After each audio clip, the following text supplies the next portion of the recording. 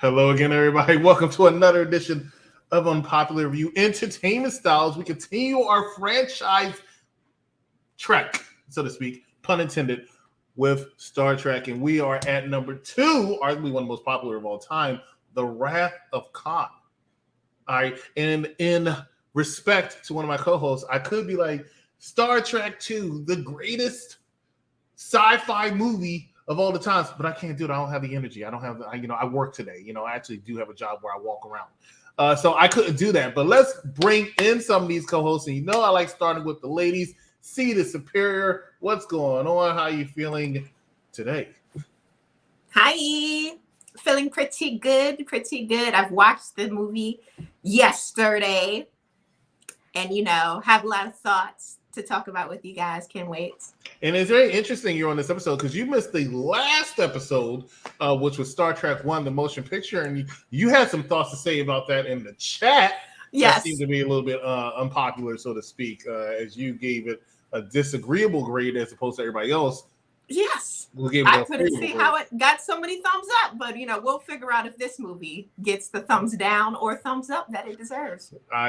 It deserves. No spoiler right there. Let's go ahead and bring in another person. Admiral. What is going on, Jim? Uhura, how are you? Hello. I'm so glad that we did. When Chris said that we're going to do Star Trek, the only thing I could think of was Star Trek 2, The Wrath of Khan. Possibly also First Contact, but first and foremost is my movie. Of course, spoiler alert. That's all I'm going to say for right now.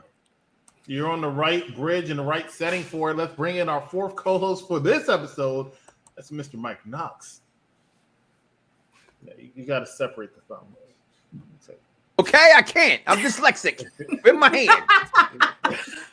Okay, I'm not a Trekkie, but I'm here for The Wrath of Khan.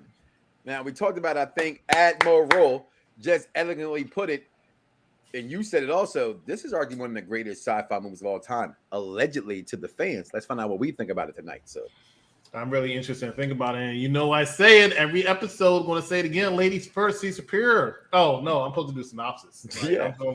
What movie are we watching? This is my synopsis. Revenge is a dish best served cold. It's very cold in space. And you're going to find out in this movie. C Superior, what do you got? Okay, so this movie, right? Even though I wasn't on the last episode, I did watch the motion picture, Star Trek, the motion picture. And when it was on, there were a couple familiar faces. Unfortunately, the weirdo guy from Seventh Heaven, he was in there. You were determined to talk about that, right? I'm bringing it up. Yeah. But this movie, we got Kirstie Alley. I love seeing her. We also had, who was that other face that was so familiar? It was the other woman, but I forget her name at the moment. But she's in there. And when I was watching it, right, I couldn't help but notice how swanky everything was. I love seeing the set designs. It was really like, I know the show came out in the 60s or so. And you could still see that, even though it's sci-fi, it's supposed to be future, you can still see the 60s inspiration and stuff were at the set. So I love that. And it made me notice how, because again, the newer Star Treks, they redid this movie specifically. I want to say it was the second one that came out or the third.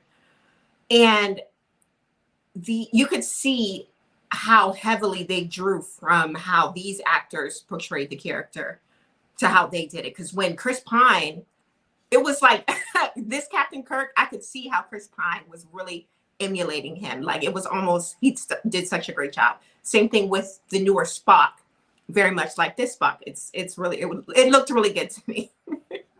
I will say this movie was more interesting to me than the motion picture. It had I feel like it had more action. Like it wasn't just a little drowsy, snooze fest. It actually had some stuff going on. And I appreciated that.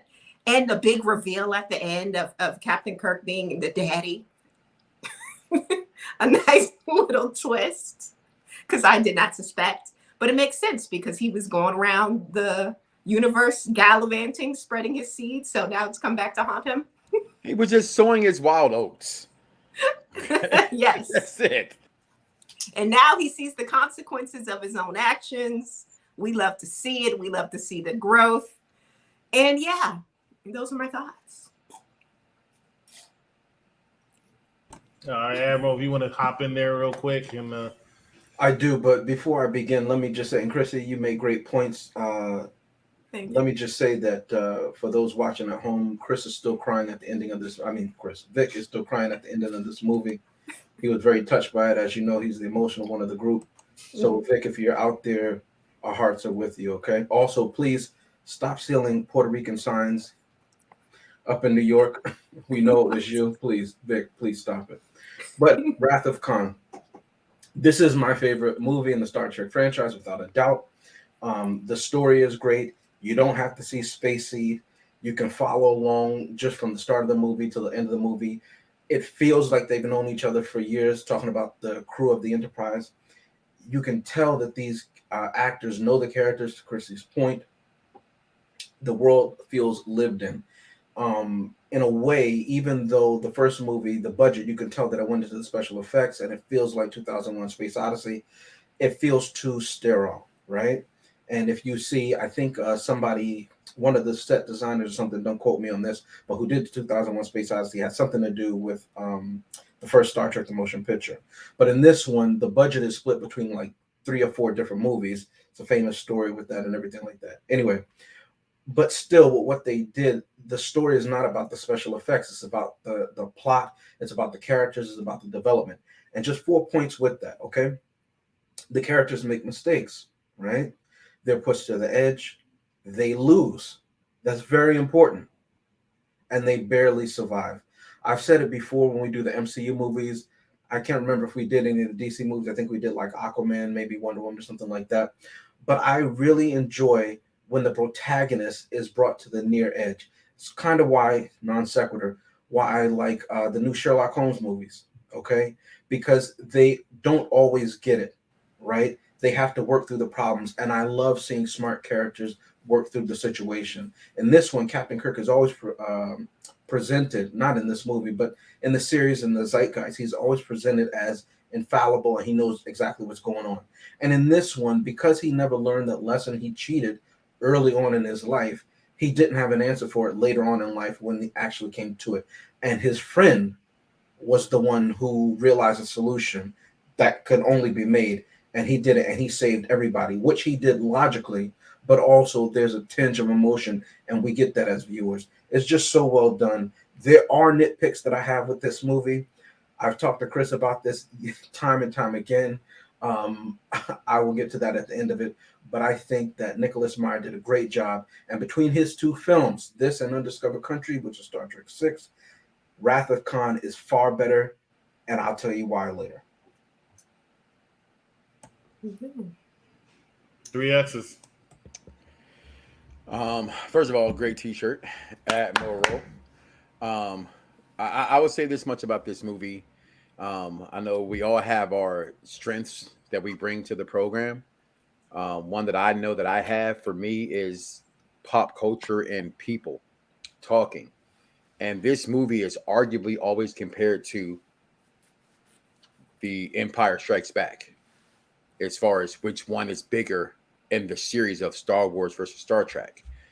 And this movie arguably is up there with Empire Strikes Back, in my opinion, where this movie first comes from. First of all, let's give out shots to Ricardo Montalban. Okay, I've always loved that name. That was one of the dopest names I ever heard when I was a kid. Ricardo Montalban. Okay, from Fantasy Island fame. Boss, the plane. You know what I'm talking about. That he plays Khan in this movie.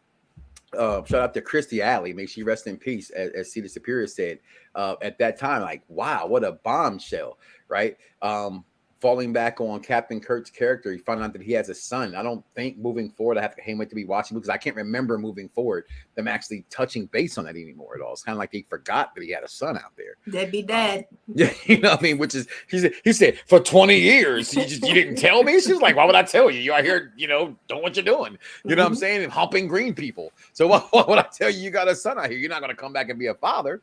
And the way Admiral just eloquently put at the end there with Spock saving the day, Leonard Nimoy's character at the end of this film, and taking it and watching the the character's development, watching the acting in this movie, I do see where the superior compares the first one to the second one. It's like the first one's like, okay, just go do it. The second one's like, okay, we got a job to do. Let's go do our best job. And you can clearly see that in this film.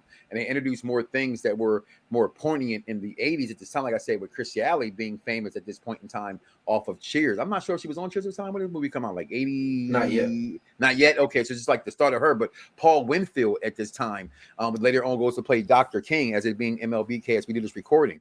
He did so many things at this point in his career. It's just this movie. And one of the things that stuck out to me, Ricardo Monti brought it up, and I got this part confused in the year, but I think he said 1996, right? And I'm watching it like, damn, I really thought 96 is how we would look. Like they're just like Mad Max Beyond Thunderdome. Like what's going on here? You know what I mean? But the characters, the parasite in the ear, just how they went about doing business and being this group of people who were left to die versus a group of people who forgot they were there and tried to, like, as governments do, and since Vic is not here to make it a little political, just forget about people and move on.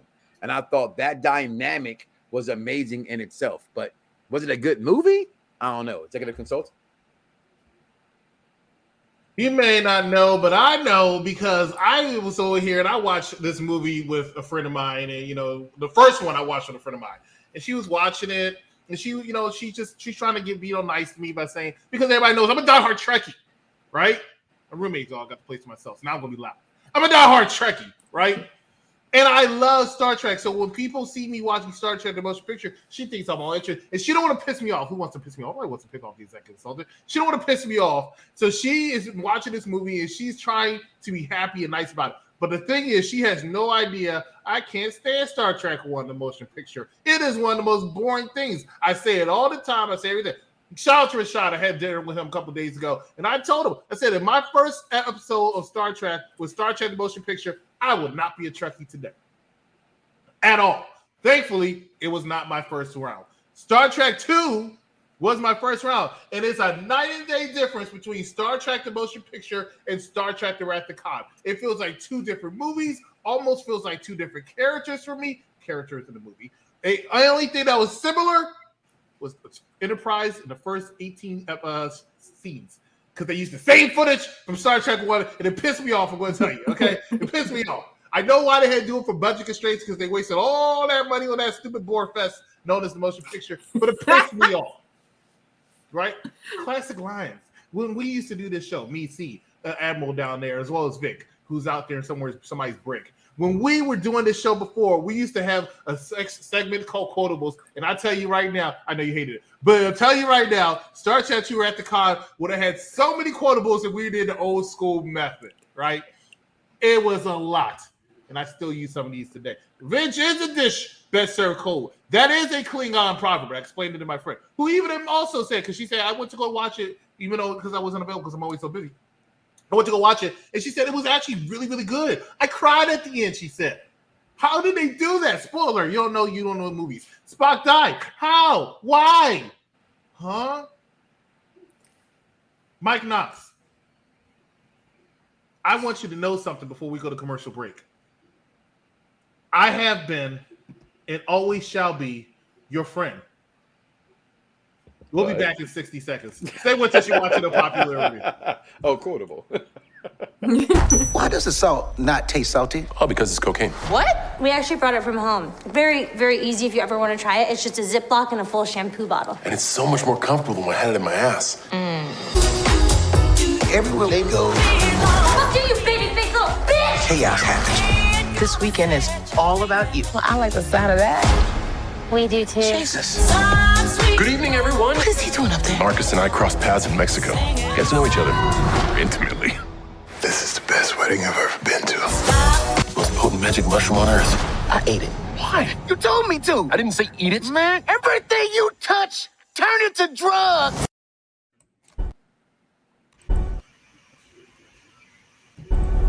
You came back for me. Why would you do this? Because the needs of the one outweigh the needs of the many. I've come a long way for the power of Genesis. And what do I find? A weakling human, a Vulcan boy, and a woman. The Genesis wave. His cells could have been regenerated. But I have been, and ever shall be, your friend. In case you don't know the Star Trek history, I got news for you if you saw Star Trek 2. But once again, you should already know this. Ladies and gentlemen, join us coming up next Tuesday where we continue our Hulu franchise, so to speak, Hulu movies with none other than Vacation Friends. And then, of course, next Thursday, we're doing, of course, shout out to King Ball. But, of course, next Thursday, we're doing Star Trek 3, The Search for Spock. But today, we're reviewing Star Trek 2. See the Superior, give the word. So, I had a feeling he didn't die at the end because I was thinking, not because I knew about this third movie, because I didn't, but because in the newer versions, they find Spock. So I'm like, hold on, there's no way he died. And he comes back in the newer one. But anyway, I digress. This movie, again, I watched it yesterday. It's long. It's longer than I thought it was going to be. Honestly, I had to break it down into parts because, you know, it was on the longer side, in my opinion. But that, me having to break it down in parts isn't indicative to the movie being bad, because it wasn't. I actually enjoyed the movie. Great action. I feel like we got more character than we did before. And yeah, I enjoyed it. And it made me ask the question. I'll ask it now before I forget. Who do you all think is the more iconic captain? Captain Picard or Captain Kirk? You've been on this for the last 24 hours. You couldn't wait until we get to that Captain Picard's movie? No. Okay. Captain Kirk is the more iconic captain, in my opinion. Yeah, it's not even close, honestly. Captain Kirk is. I don't think it's close. And you're a Star Trek fan, so you stay in your lane and you have a fight in that. As someone who has no fight in it, no, Picard is more known, in my opinion, for Professor Xavier than he is for Picard right now. Ooh, I disagree with that one, but I get you. Okay. What about you, Admiral? Arguable, I'll say. Cisco. Cisco. A singer? Like thong song? That's funny. Don't ever do that. Cisco's my favorite captain, but I think it's an unfair match because one came out 60 years ago and then one came out 30 years ago, around 30 years ago or so. Damn, so it's not fair to compare those two. You know what I mean? If you were to ask somebody who played Captain Kirk, they might say Chris Pine, but that's not who most people are asking the question for or about. So, well, for me, I personally believe, again, like the rest of the co-hosts so far, Captain Kirk is the most iconic. But Picard, I'd rather be on his ship. He seems like the more never take anything away from Captain Picard. Take anything away. He's very popular. He has a very large following. Well, Picard didn't get laid like Kirk, though. Doesn't have to be. He did, but he's a smart man. Captain Picard is the person you want on your side. But I agree with Mike Knox. A part of it, Sir Patrick Stewart might be more known in some circles as Professor Xavier. Might be. That's arguable. I'm not saying I agree with it. I can make an argument for it and I can make an argument against it, but I won't disagree with that. I agree, and it's a thumbs up. All right, Admiral. So listen, I said that it was my favorite movie. Clearly, I said that I enjoyed even the special effects. It's not 2023. Don't expect it to look like 2023. Dave Chappelle once said, I don't blame a photograph for not being taken today. All right. So that's how he views comedy. That's how I view movies. Okay. Some of the best movies weren't even made when you were alive, young people. So learn to appreciate cinema if you say you enjoy movies. That being said, I did say earlier that I have some nitpicks. Here we go. And this is a big spoiler alert for 3 more movies ahead of us now, as well as this one tonight. In this movie, you have Kirstie Alley, who passed away. Now, I don't know who she is, but I just saw an interesting video about Kirstie Alley. I won't go into that, but anyway, she's no longer here, so I'll say rest in peace. But she plays Saavik, Lieutenant Saavik, who at the time we didn't know, but she's supposed to be a Vulcan/Romulan bridge officer. Okay. And I guess when they did the call-out sheet, they said, look, get us a hot chick. She doesn't have to know what a Vulcan is. She doesn't have to play a Vulcan. And apparently in Star Trek 6, that's what they did again. When they got what's her name? Chris in Valeris. I forget her rank, but I'll say Lieutenant Valeris again, who had the meanest going to know from Sex and the City. Yeah, she had the meanest fade I've ever seen on screen TV. Lieutenant Valeris. Okay, they piss me off so much because they don't act Vulcan. There's another Vulcan. That's Kim Cattrall Mannequin, by the way. Pardon? That's Kim Cattrall Mannequin. I like the better Mannequin, but she wasn't playing a Vulcan in Mannequin. Okay. And she did a better job playing a Mannequin than she did a Vulcan. It should have been like, I thought you've already done this. You have practice. Anyway, there's another Vulcan on the bridge. And she's like, I'm not going to do what you're going to do, even though you've been doing it for 30 years. I'm going to do my own thing. Okay, Leonard? Right? But then when we go to the next movie, The Search for Spock, I think the person, if we're talking about captains and everything like that, the person who doesn't get enough credit, although I thought she played the best Vulcan, is Robin Curtis, who played the best Lieutenant Saavik between the two, and the best Vulcan outside of Leonard. I think C is going to tear her new one and then the third one. Yeah, I know, really do. But I really do. As far as true to the lore and who the character is supposed to be, I thought that's who. And having grown up on Vulcan, that's who Saavik was, and that's who I always think of. And I want to give a big shout out to her because I don't think she gets enough credit. More on that later. As far as this movie goes, a thumbs up. It's still regulation, Admiral.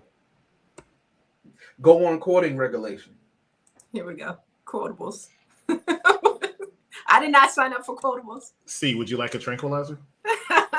No. Unless you guys keep doing this. Mike Knox at 1/4 impulse power.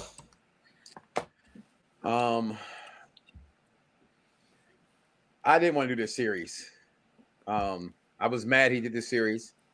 I think the executive consultant picked this series because we had to watch Police Academy, and he wanted to get damn right. You damn right. Yes. Who's not here. As I started off my soliloquy earlier with the comparison, and not there's a comparison, but the fan love comparison of Empire that Strikes Back versus Wrath of Khan. I think it's warranted. This is arguably the best movie in the series. After seeing a Star Trek fan and somebody's just watching and say how they hated the first movie, now we see why it's not so hard, why it was so beloved. But I got into this movie a lot. Ricardo Montalban had me from the door. Again, it threw me off at like 1996. I'm like, in 96, I had like jabots and cross colors at this point. You know, actually, maybe not even cross colors in 96, but the way they dressed back then. But the whole, I love the parasite in the ear. I love the darkness of people left behind and how they would feel versus today. And then them thinking they were going to lose, but still win by setting out this global thing that Spock just stops and saves everybody. I thought that was just good writing, and I had to give it a thumbs up. I mean, can't wait for the Search of Spock. I forgot about that movie till you played the trailer during this show. So Captain Kirk's son does get another movie, but after that, I think he gets another one. Okay, because I've never heard him have a son, and if I'm the son of Captain Kirk, it's like someone playing like an iconic role. It's like when that girl on House of Dragons got to play. She said, well, I'm going to be in Game of Thrones. Like, nah, they're going to fast forward in 10 years after 2 episodes, girl, you're done. That's how he should have felt. He should have felt like he had more to offer being Captain Kirk's son and rode that to every Comic-Con that exists in today. But for this movie, thumbs up all the way, executive consultant. Next month, we are doing our musical month. I will tell you the story about what happened. C. Superior and I were talking. We were like, we need something for February. C. Superior said, I've been trying to do musical month. Next thing I know, somehow I'm sitting down and I feel this creature going up my head, right? And then it enters my ears and I'm screaming. And then somehow I just went along with it. I have no idea what happened, but somehow I went along with it. And we're doing musical month. Hey, Mike Knox, you are absolutely correct. Because we did Police Academy last franchise, I had to do Police Academy this franchise because, like all living creatures, we do the best according to our gifts. All right? Now, that being said, if Vic was here, minutes will feel like hours, hours will feel like days. After he will tell you why he loves this movie so much. Hey, yo! I love this movie. I can't say enough about this movie. This movie was great from beginning to end. Khan is one of the most iconic villains you could possibly have in movies. He has a long-lasting impression. Everybody at one point in time has wanted, as a Trekkie, has wanted to scream, Khan! Khan! Hey, thumbs up for me for this movie. Thumbs up from everybody for this movie. Thank you so much for watching us here on Unpopular Review. We will see you next week. And check out all our Hold on, I think Admiral has something to add before you got here, sir. Yeah, if I didn't say it in this one, I would say it in the next one. But I forgot to mention earlier. I wanted to push back that Kirk didn't abandon his son David. He didn't know that David existed. He was never told of that. And they weren't dating. Carol Marcus or Dr. Marcus wasn't dating Kirk. They were just friends and they hooked up one time. You know what I mean? So she decided not to tell him because she knew that his passion was Starfleet, and she did not want to be the wife of a Starfleet officer at the time because it wasn't captain then. So that's why it was a decision, a one-sided decision, and that's why you see the way he reacts, and that carries on into the further future films of Star Trek with the original cast, why Kirk is the way he is about David and subsequent things that happen. So I didn't want to make it seem like he just abandoned his son and went, hopping galaxies, as Bone says, but he didn't know he existed. And then in the middle of, finding out you have a son, there's also this, Superman who's trying to destroy everything he gets his hands on. So he didn't have a time to be a quote unquote dad, especially in the midst of the situation. And we see more of that later on. And also his son doesn't even acknowledge that he is his son. So there's anger at that, but we see sort of a continuation of that in the resolution in the third one. And I just want everybody to be mindful of that as they go into the third movie. By the book, not a deadbeat. He was friends with benefits and he had a kid. That's basically what he said. Thanks so much for watching us. We will see you right here next time at Unpopular Review. Good night, everybody.